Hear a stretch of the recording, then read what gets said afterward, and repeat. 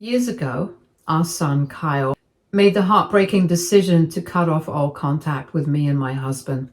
This happened after his wife, Julie, made a completely false accusation against us. The situation blindsided us, and to this day, it remains one of the most painful experiences of our lives. We never imagined that something like this could happen, especially not with our only son, the boy we raised with so much love and care. To give some background, Kyle is our only child, which naturally made our bond with him incredibly strong. We were a small but happy family, and he was the center of our world. When he went off to college, he met Julie and fell for her almost instantly. He was absolutely smitten. We could tell just by the way he talked about her. He admired her energy, her confidence, and her outgoing personality. Kyle, on the other hand, has always been a bit more reserved. He's thoughtful and introverted, so when we heard how bubbly and chatty Julie was, we thought they made a great match. They seemed to balance each other out in a way that made sense. After dating for a few months, Kyle was finally able to bring Julie home for Christmas so we could meet her. We were thrilled. I remember being excited to welcome her into our home, to finally put a face to the name of the girl who had captured our son's heart.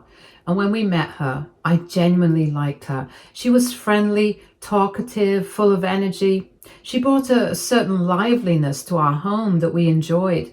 And she and Kyle spent time sightseeing around the city, going on little outings together, and we did our best to make her feel comfortable and welcomed. From our perspective, everything went smoothly. There was no tension, no arguments, no indication that anything was wrong. But then everything changed the moment they left. The day after they returned home, Kyle called me absolutely furious. I could hear the anger in his voice before he even got to the point. He told me that Julie was extremely upset, claiming that my husband and I had been intrusive and had invaded her privacy throughout her stay. According to Kyle, this had caused a huge fight between the two of them after they got back. My husband and I were completely dumbfounded. We truly believed we had been nothing but good hosts to Julie. We made her feel welcome, treated her with kindness, and gave her and Kyle plenty of space to enjoy their time together. So when Kyle accused us of invading Julie's privacy, we were genuinely confused. We didn't recall doing anything inappropriate or intrusive. So we calmly asked him to explain exactly what had made her uncomfortable. We figured that if we had unknowingly done something wrong, we could at least acknowledge it and be mindful of it in the future. That's when Kyle dropped a bombshell on us. He told us that Julie was upset because we didn't let her sunbathe completely naked by our pool. I almost dropped the phone when I heard that. I had to ask him to repeat himself because I thought I had misheard, but no, that was exactly what he said. Julie felt that we had crossed a line by telling her she needed to wear something while sunbathing. Just to give a bit of context, our backyard has a large swimming pool, and naturally, Kyle and Julie spent a lot of time there during their stay. We didn't mind at all. In fact, we were happy they were having fun, enjoying the space. But not even a day after meeting Julie for the first time, we walked outside to find her lying by the pool completely nude. No bikini, no towel, nothing. Now, let me be clear. I have no issue with what people choose to do in the privacy of their own homes. If she were at a private resort or somewhere secluded, I wouldn't bat an eye. But this is our home, a home where my husband and I live, a home that, mind you, is surrounded by other houses. Our neighbors' properties are close enough that they have a clear view of our backyard and pool area. We were shocked, to say the least. Because we didn't want any trouble either with the neighbors or just in general, we politely asked Julie if she could wear at least a bikini or at the very least cover herself with a towel. We weren't rude about it. We didn't shame her. We simply let her know that given the setting, it would be more appropriate. At the time, she made a bit of a face at us, but didn't argue. She seemed to take it in stride, and we assumed that was the end of it. Apparently, we were wrong. Once she and Kyle returned home, she brought the issue up with him and they had a full-blown argument over it. And now Kyle was telling us that we needed to apologize to her for making her feel uncomfortable. My husband and I were completely taken aback. We told Kyle as calmly as we could that we absolutely would not be apologizing. She was free to wear whatever she wanted in her own space, but this was our home, and we simply asked for a little respect given the circumstances. We also reminded him that we lived in a well-off conservative neighborhood where people tend to be quite particular about things like this. Last thing we wanted was for someone to complain or for rumors to start spreading about us allowing nudity in our backyard. We weren't trying to control Julie's choices. We were simply asking for basic consideration. But Kyle wasn't having any of it. He insisted that Julie had every right to be upset at us and that we had no place in telling her what she could or couldn't wear, even though this was our home. After many heated discussions and back and forth arguments, my husband and I eventually gave in to my son and sent Julie a text, apologizing for making her feel uncomfortable. At that point, we just wanted to keep the peace in the family. We didn't necessarily feel that we had done anything wrong, but if a simple apology could smooth things over, we were willing to do it. Julie graciously accepted our apology, and we thought that was the end of it. The following year, Julie and Kyle came to visit us for Christmas, and yet again, another issue arose. This time, it was about the food I had prepared. Apparently, Julie had suddenly decided to turn vegan. This was perfectly fine with us. We have no problem with anyone's dietary choices. But Julie apparently wanted all of us to have a vegan Christmas. Kyle, wanting to support her, had already agreed to it, but my husband and I weren't interested in agreeing with her. It was Christmas dinner, and we had prepared our traditional meals just as we always had. We still made sure there were plenty of side dishes that didn't contain meat, so she wouldn't go hungry. We assumed that would be a fair compromise, but apparently Julie didn't see it that way. Right in the middle of dinner, in front of all our guests, Julie suddenly went off on a full-blown rant about how we were all animal murderers and how she couldn't believe that we didn't give in to her demand to become vegan. It was completely unprompted and came out of nowhere. Then she tried to grab the food off the table and throw it away. Me and my husband were obviously upset at this point, as she was unnecessarily making such a scene at our home yet again. At that point, Kyle had to physically take her out of the house to calm her down. It was embarrassing and frustrating. We understood that she had strong feelings about her beliefs, but forcing them on others, especially in someone else's home, was not okay. Later that night, Kyle apologized to us on her behalf, but Julie herself never did. Not a single word, no acknowledgement of how inappropriate her behavior was, no attempt to make amends, nothing. After those two incidents, my husband and I had had enough. We decided we would no longer invite Julie over for Christmas. We didn't ban her from the house entirely, but we made it clear that we wanted to avoid any more of her drama during the holidays. Kyle, however, took great offense to this decision, and he saw it as an attack on Julie rather than a boundary we were setting for our own peace of mind. He tried to change our minds, but my husband and I put our foot down. Next year, my son had no choice but to spend Christmas away from us. He and Julie celebrated with her family, and later he called us and complained about how terrible the experience was. He said that her parents fought the entire time and that the holiday didn't even feel like Christmas to him. The year Kyle and Julie announced their engagement, my husband and I had mixed feelings about the news. On one hand, we were happy for our son. He was in love and we wanted to support him. On the other hand, given everything that had happened in the past, we couldn't help but feel uneasy about how things would unfold. But because we love our son, we put our concerns aside and did our best to be supportive.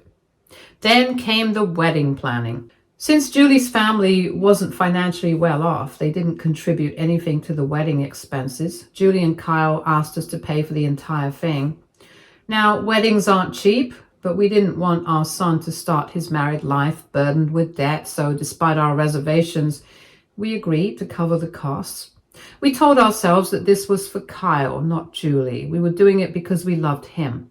Looking back, I wish we had put more conditions in place because what followed was an absolute nightmare. Julie became a complete bridezilla. It started with her guest list demands. She told Kyle that he wasn't allowed to invite more than 35 guests, even though she wasn't spying for the costs. Our family is big and very close-knit, so naturally we had hoped to invite many of our relatives to celebrate our only son's wedding. Since we were the ones paying for everything, we thought we would have at least some say in the matter. But Julie didn't want that. She insisted that she wanted a small and intimate ceremony, which in reality just meant that she didn't want too many people from our side there. For the sake of keeping the peace, we went along with it.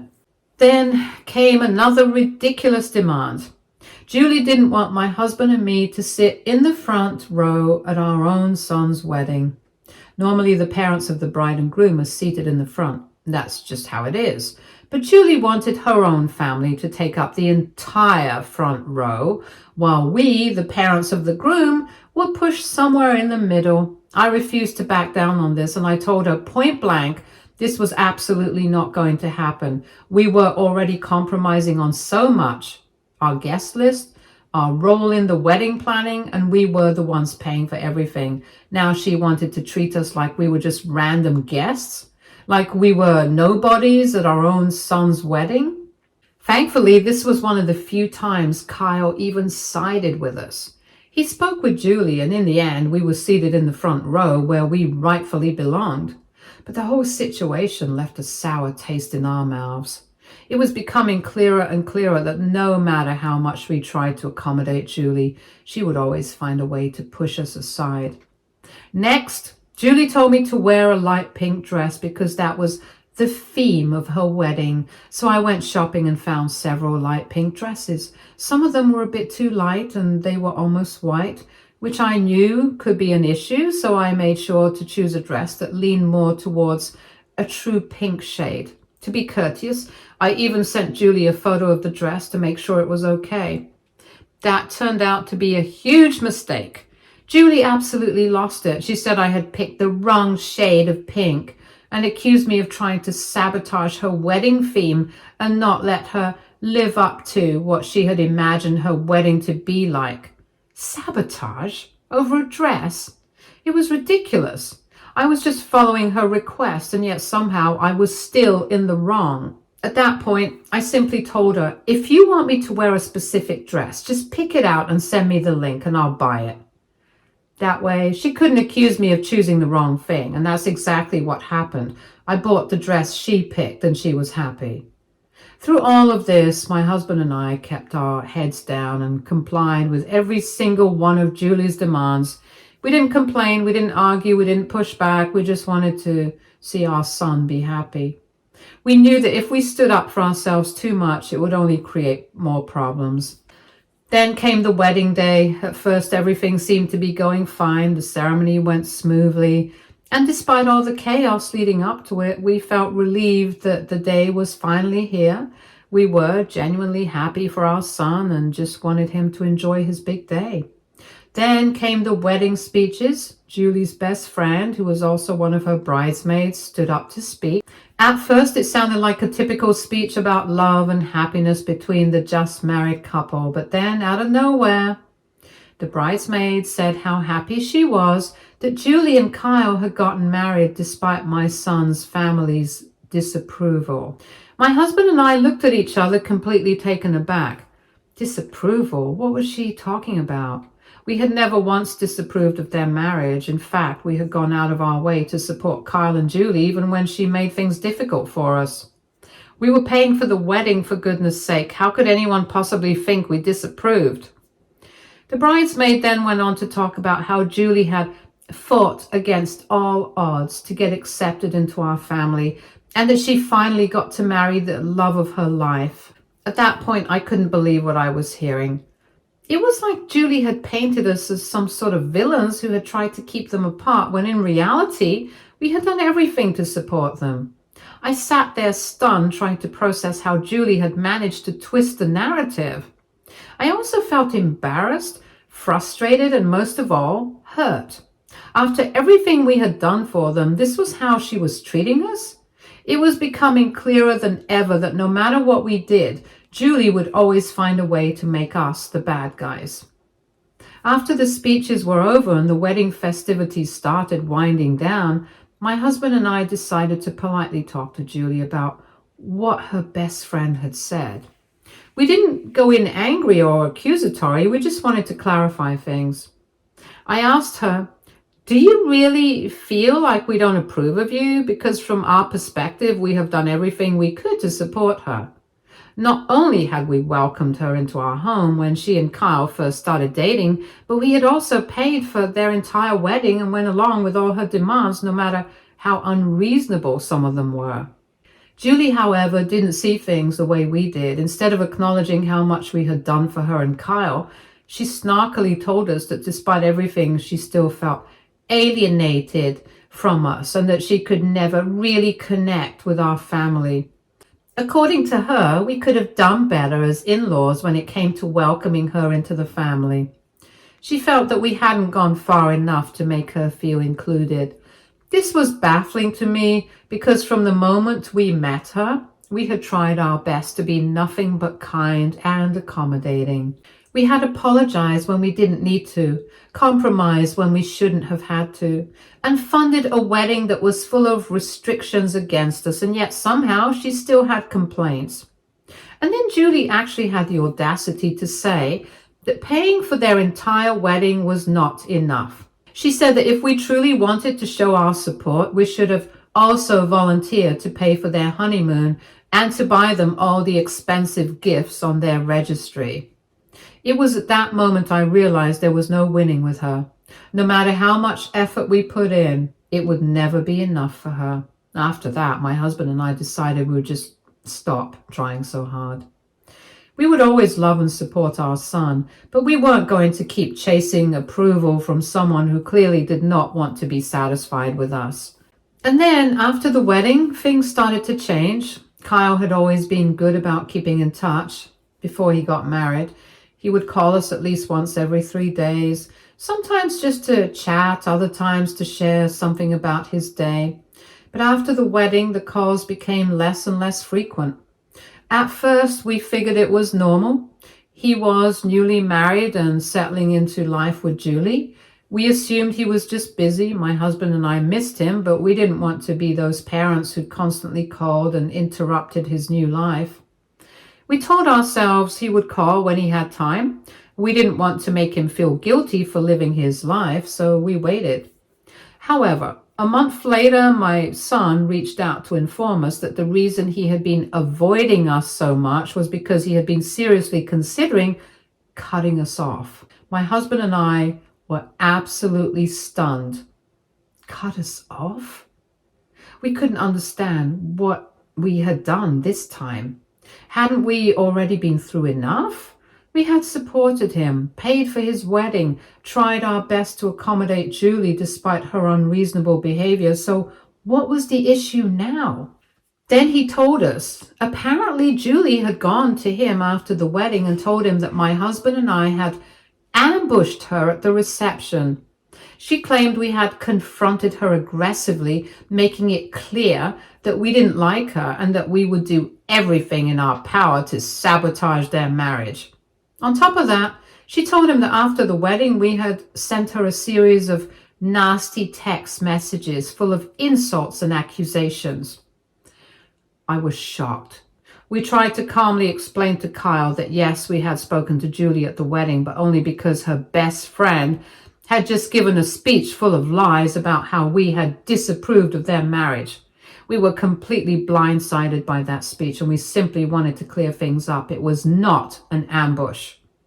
It was a perfectly normal conversation. We didn't yell, we didn't accuse, and we certainly didn't threaten to sabotage their marriage.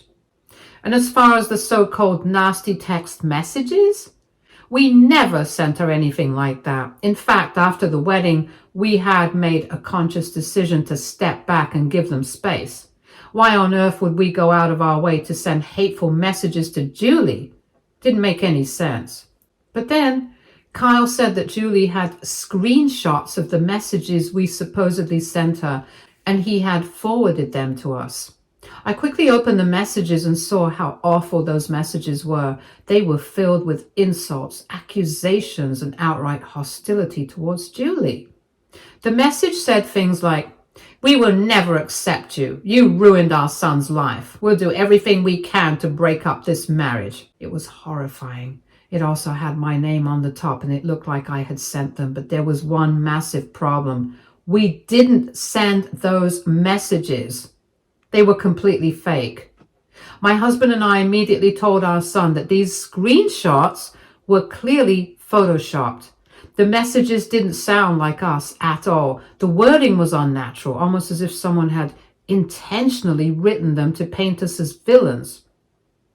We asked Kyle to take a step back and really think about it. If we had actually sent those messages, wouldn't they still be in his wife's phone? We encouraged him to check the conversation history in her phone itself and not believe a screenshot, because if those texts were real, then he should be able to find them right there in Julie's phone. A few hours later, Kyle called us back and he admitted that when he checked Julie's phone, he couldn't find any of the supposed vile messages we had sent. They weren't there. No history, no record, nothing. For a split second, I felt relief. Maybe this was finally the moment Kyle would realize the truth. Maybe now he would see that Julie had lied and manipulated him. But then he told us that despite all of this, Julie still stood by her claims when he tried to confront her. She apparently told him that she took a screenshot of our texts and then deleted them, as she couldn't bear reading them and being reminded of how much we hated her. Julie was not only blatantly lying, but she was demanding that Kyle believe her anyway. Even though there was no proof, and even though the messages didn't exist on her phone, she had told him that if he truly loved her, he would trust her over us. She told him that even questioning her side of the story was a betrayal to their relationship. And then, to make matters even worse, she threatened to divorce him if he didn't actually cut us off, just like they had discussed. My son told us how he felt stuck. He loved his wife. He didn't want his marriage to fall apart. And so, despite everything, despite the fact that the messages weren't real, despite the fact that Julie was clearly manipulating him, he chose her over us. He informed us that he would be cutting us off. Hearing those words shattered me and my husband. We pleaded with him to see what was happening. We begged him to recognize how toxic and controlling Julie was, but it didn't matter. Kyle was too deep in, too blinded by his love for Julie to think clearly. And so that was it. Since that day, we haven't heard from our son, not once. We miss him every single day. Occasionally, we hear small updates about his life from cousins or distant relatives who are still in touch with him, but Kyle himself has never reached out. Yesterday, out of the blue, my son tried to contact us after all these years. He sent us an email saying how much he had missed us. He told us that this year he and Julie had welcomed a baby boy, our grandson. I won't lie, when I read those words, I nearly broke down in tears. My son is now a father. The thought that we had a grandson out there, a child we didn't even know existed until now, hit me hard. In the email, Kyle asked if we would be open to meeting up with him and getting to know our grandson. We were taken aback when we heard that. After all this time, my son wanted us to be in his life again. One odd thing was that nowhere in the email did he mention Julie. My husband and I have sat with the email for a long time. My husband believes that we should continue to stay no contact and that nothing good can come from this. He thinks that if we let Kyle back into our lives, with him comes Julie, and it will only lead to more heartbreak, more manipulation, more drama. After everything we've been through, he isn't ready to risk reopening those wounds. But me, I don't know what to do. This is my son, the little boy I raised, and now he's a father himself. Part of me aches to see him again, to meet my grandson and to have some piece of him back in my life. But another part of me is terrified after what's happened and how he treated us. So Will we be an a-hole if we decide to not meet up with our son, even though he seems genuinely sorry? Update 1. Okay, guys, I get it. I shouldn't be a doormat, and the single email from our son shouldn't be enough for us to forgive him after the way he just cut us off. I understand. I was just feeling emotional at the moment when I read his message, since we haven't been in touch for so long, but I guess my husband's right. It's just not worth the trouble.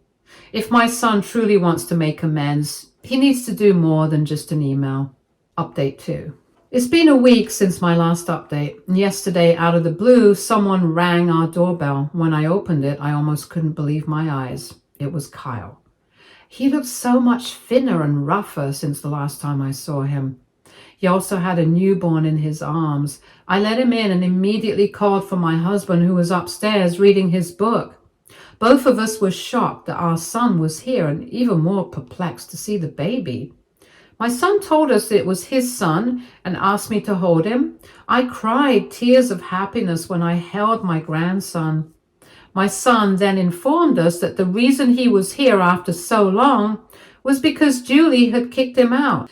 She now wants a divorce from him and has gone around the family claiming to everyone that she couldn't even hold the baby because, according to her, my son had forced himself on her, which resulted in her pregnancy. We were taken aback. This was not just some minor accusation. This was something huge, something that could destroy a person's life. Kyle swore over and over that he would never do something like that. He said that everything between him and Julie had always been consensual, that he had never once pressured her into anything. He told us how Julie did get pregnant even though they still used protection, and he completely let Julie decide whether or not she wanted the pregnancy. Julie decided to keep the baby, and throughout the 9 months, my husband supported her and took her to every appointment. He built a nursery for the baby and was very excited to be a father. However, after Julie gave birth, she seemed very distant from my son and the baby. She didn't want to touch the baby or even feed him. He took on the responsibility of caring for their newborn, making sure his wife was okay while also feeding, changing, and holding their son as much as needed. But as the days passed, Julie's behavior became more alarming. She refused to hold the baby. She didn't want to feed him, didn't even want to look at him. And then 2 days ago, things took an even darker turn. Julie started saying things no mother should ever say. She told Kyle that she wished the baby had never been born, that the baby was taking too much of his attention away from her. After that, Julie started to claim how she never even wanted the baby in the first place and how my son forced her to get pregnant and to keep the baby.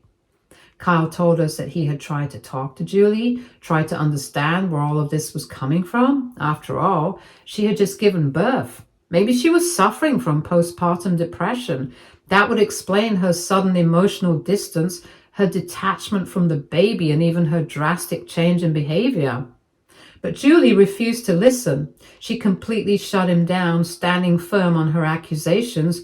Instead of having an open conversation, she went to her family and started spreading these false claims, painting Kyle as the villain in this situation. Thankfully, many of her family members didn't believe her side of the story. They, too, have become concerned about her sudden change in behavior, just as Kyle has been. However, Julie is refusing to drop her claim. This is what has terrified Kyle so much. After all, Julie's accusing him of sexual assault. False accusations like this could follow him forever. They could affect his job, his friendships, and his entire future. He had spent years defending her, fighting for their relationship, and even cutting off his own parents for her, only for her to turn around and do this to him. So now he decided to come to us because he needed our help, and he explained how Julie had packed her things and left for her parents' house. He was doing his best to care for his son, but without a support system, he was struggling. He told us how he had come to realize just how wrong he had been to cut us off. If Julie could accuse him of something like this, then she might have also fabricated things about us all those years ago. For the first time ever, Kyle apologized to us and almost broke down. Watching him in pain broke my heart. Me and my husband have decided to keep our resentment aside for now and show up for our son. For now, we are going to help him take care of our grandson while he tries his best to talk to Julie and calm the situation down. Update 3. It's been a while since my last update. Julie has been finally diagnosed with postpartum depression and bipolar disorder after her parents forcibly took her to the hospital for a checkup. She is now on medication. Thankfully, since starting her medication, Julie has at least stopped spreading that horrible, completely false accusation about our son forcing himself on her. They did meet up and talked a few days ago, where Julie confessed to Kyle that she hates being a mother and wants to give up our grandson for adoption. She says that she feels nothing for their child, no bond, no love, no instinct to care for him. And because of that, she wants to put their baby, our grandson, up for adoption.